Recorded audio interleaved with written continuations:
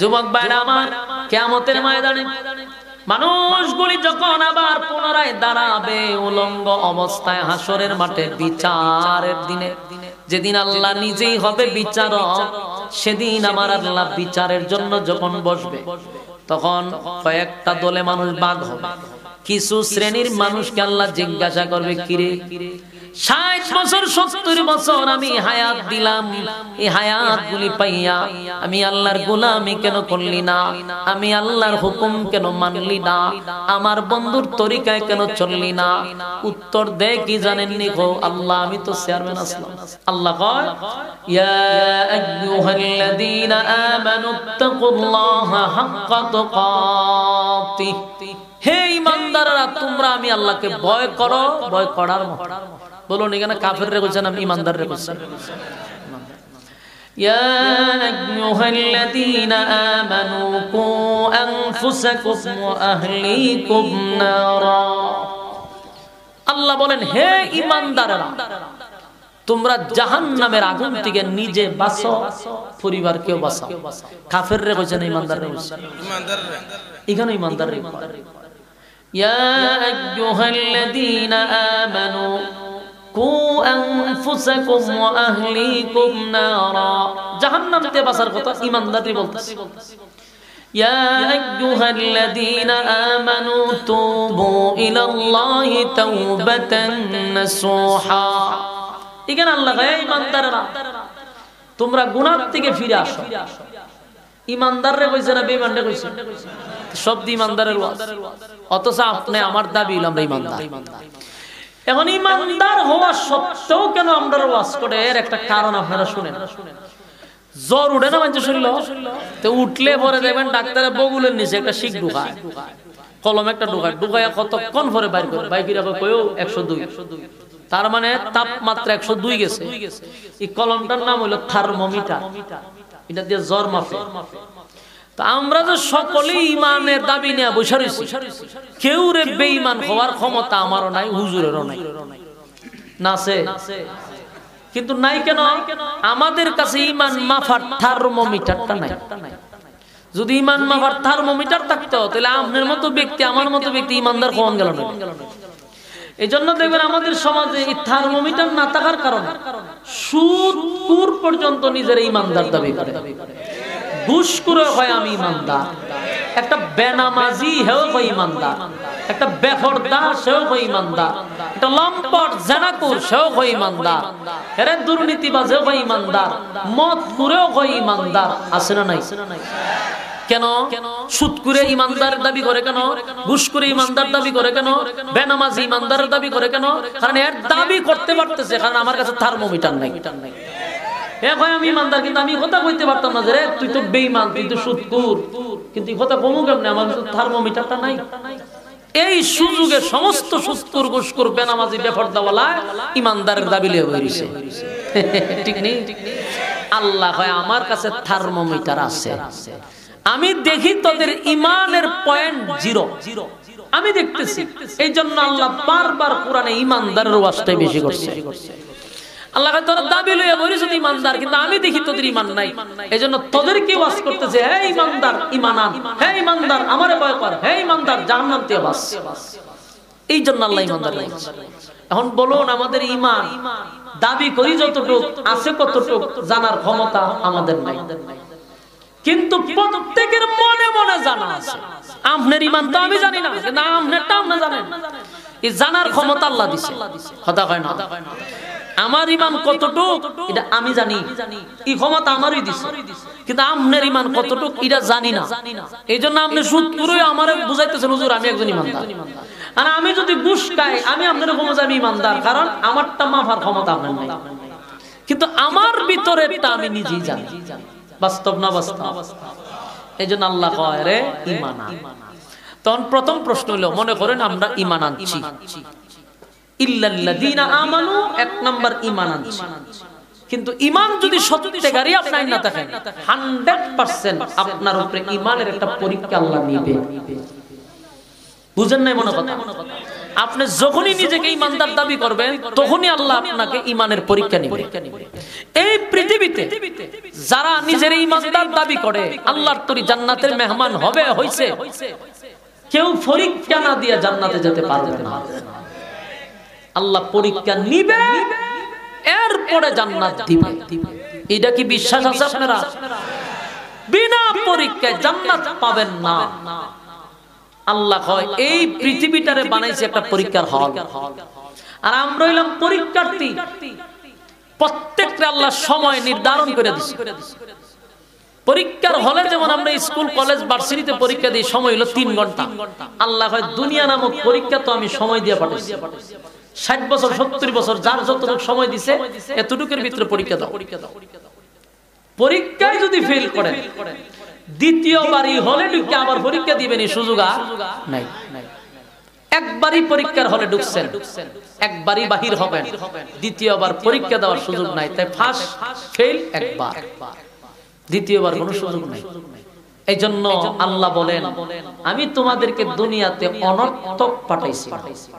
তোমরা ধারণা যে আমি খাইবার লেগে আর ঘুমাইবার লেগে আর মাস্তানি করবার লেগে পাঠাইছি, এটা ভুল। আল্লাহ নিজে বলেন আফাহাসিবতুম আন্নামা খালাকনাকুম আবাসাও ওয়া আন্নাকুম ইলাইনা লা তুরজাউন। রব্বে কারীম বলেন অনর্থক আমি কাউরে দুনিয়ায় পাঠাই নাই, অযথা পাঠাই নাই, নিষ্প্রয়োজনে পাঠাই নাই, অনর্থক বানাই নাই। এটা আল্লাহ বলছে। প্রশ্ন যদি করি মালিক রে তাহলে আমাদেরকে কেন পাঠাইলেন? রব্বে কারীম বলেন ওমা খালাকতুল জিন্না ওয়াল ইনসা ইল্লা লিয়াবুদুন। আমি মানব এবং দানব দুইটা জাতিরে বানাইছি শুধুমাত্র আমি আল্লাহর গোলামির জন্য। বলুন কিসের জন্য? আরে আমি তো বানাইলাম গোলামির জন্য, গোলামির জন্য। এখন আপনারা প্রত্যেকটা মানুষ বালিশের সঙ্গে মাথা লাগাইয়া রাত্রের বেলায় ঘুমানোর আগে চিন্তা করেন, আল্লাহ বলছে আমি বানাইছি গোলামির জন্য। কিন্তু আমরা রাইতে দিনে 24টা ঘন্টা পাওয়ার পরে কয় ঘন্টা গোলামি করছি একটা হিসাব করে। হিসাব করে দেখা যায় আমরা একটা ঘন্টাও আমার মালিকের জন্য বরাদ্দ রাখি নাই। বাস্তব কইছি না? অবস্থা আল্লাহ বলেন প্রতিদিন ঘুমানোর সময় নিজের সঙ্গে নিজে একটা হিসাব মিলাইবা। সারা দিন আমি কি করলাম আমি ঘুমানোর আগে একটা হিসাব করব। আমারে তো মালিক বানাইছিল ইবাদতের জন্য, মালিকের দেওয়া নিয়ামত খাইয়া পরীক্ষার হলে সময় পার করতেছি। সারা দিন আজকে আমার সাবজেক্ট কি ছিল, আমি কি পরীক্ষা দিলাম, রেজাল্ট কেমন আসবে। পরীক্ষার্থী পরীক্ষার হলে বৈশাই বুঝতে পারে সে পাস করবে না ফেল করবে। বুঝুননি কথা? আপনারা যারা স্কুল কলেজ মাদ্রাসায় ভার্সিটিতে পরীক্ষা দিবেন বলুন তো দেখি আপনি পরীক্ষার পরে রেজাল্ট আসবে ফেল না পাস, এটা কি পরে বোঝা যায় না? হলো বই বুঝন যায়, হলে বৈশাই বোঝা যায় যে আমি কি লেখা লিখছি আমি নিজে বুঝতেছি পাস করব না ফেল করব। তাহলে আমি সারাদিন যা কাম দিনের কাম রাত্রের কাম করি এতে আমি নিজেই বুঝি যে আমি পরীক্ষায় ফেল না পাস। কথা হয় না? আল্লাহ বলেন তাই তো আমি বললাম প্রতিদিন নিজের মধ্যে একটা হিসাব করা দরকার। আমি আমার সারা দিনে আজকে মালিকরে কয় ঘন্টা সময় দিলাম রে, আমারে মালিক কেন পাঠাইলো, আমি মালিকের জন্য কি করলাম, হিসাব নিজে নিজে করতে হয়। আল্লাহ বলেন বান্দা আমি কিন্তু পরীক্ষা না নিয়া একটা বান্দাকেও জান্নাতে দিব না। তুমি যদি নিজের ঈমানদার দাবি করো 100% তোমার উপরে পরীক্ষা হবে। কথা হয় না? এই পৃথিবীতে জানা সমস্ত নবী কুল আদম নবীর থেকে নিয়ে ঈসা রূহুল্লাহ লক্ষাধিক নবী রাসূল দুনিয়ায় পাঠাইছে। আমাদের আহলে সুন্নাত ওয়াল জামাতের আকীদা হলো নবীরা হলো মাসুম। নবীরা হলো মাসুম, নবীদের কোনো গুনাহ নাই, এটা কি আপনাদের আকীদা? হয় কথা বলেন না? আমাদের আকীদা হলো নবীরা মাসুম, নবীদের কোনো গুনাহ নাই, নবীদের কোনো গুনাহ নাই। তাহলে নবীরা যেহেতু মাসুম, নবীদের গুনাহ নাই রে, আমার আল্লাহ কেন নবীদের থেকেও পরীক্ষা নিল? একটা নবীরও বিনা পরীক্ষায় ছেড়ে দেয় না। যুবক ভাইরা, মুরব্বি বাবারা, দিলের কান লাগায়া কথাগুলি শ্রবণ করেন। একটা কথাও আমি কাল্পনিক আপনাদের সামনে বলবো না। নিজেরে নিজে প্রশ্ন করেন, নবী রাসূলগণ গুনাহ করে নাই, কিন্তু আল্লাহ কোন নবীরও পরীক্ষা ছাড়া ছেড়ে দেয় নাই। তাহলে নবীদেরকে যদি পরীক্ষা ছাড়া আল্লাহ ছেড়ে না দেয়, তোমারে আর আমারে ছেড়ে দিব? কথা হয় না?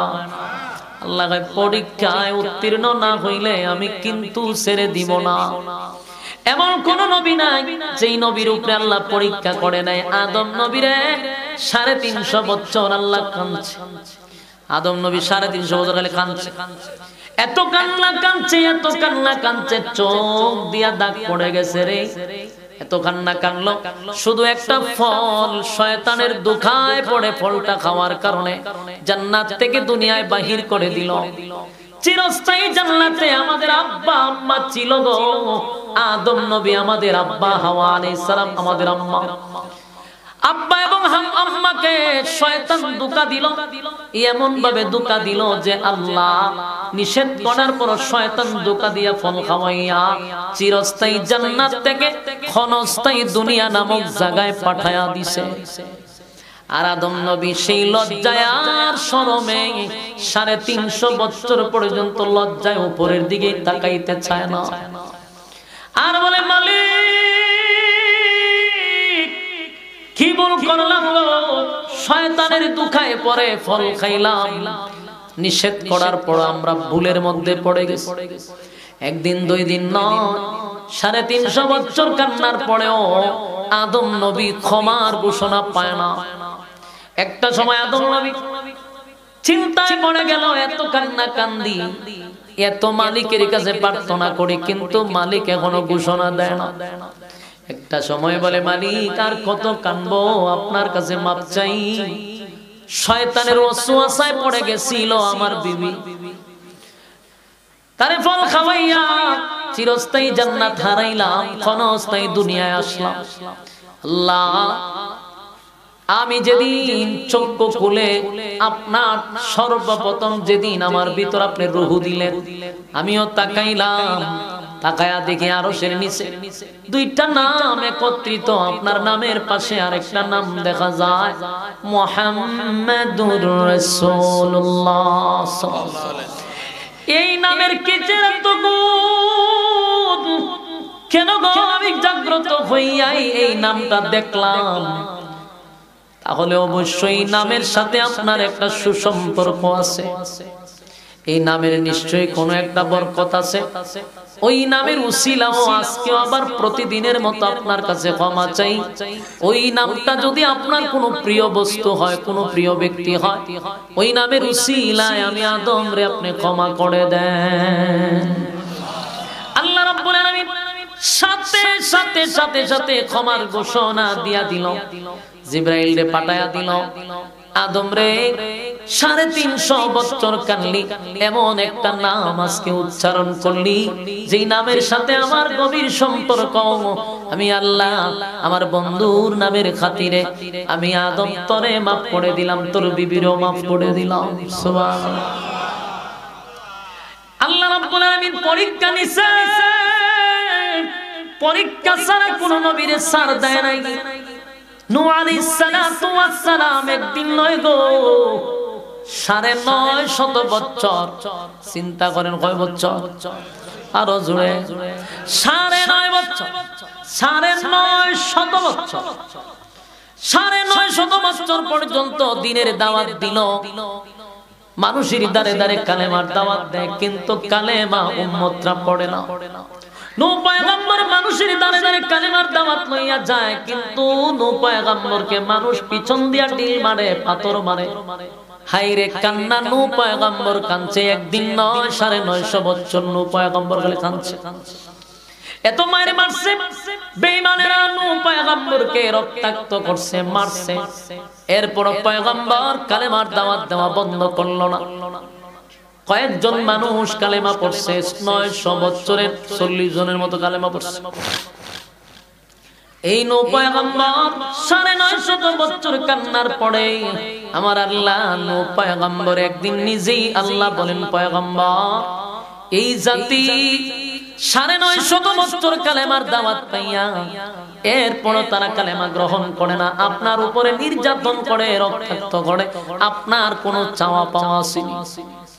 কমেন্ট বক্সে জানিয়ে দিন আপনার মতামত। ভিডিওটি ভালো লাগলে অবশ্যই একটি লাইক দিন এবং শেয়ার করুন। পরবর্তী আপডেটের জন্য চ্যানেলটি সাবস্ক্রাইব করে আমাদের সাথেই থাকুন। ধন্যবাদ।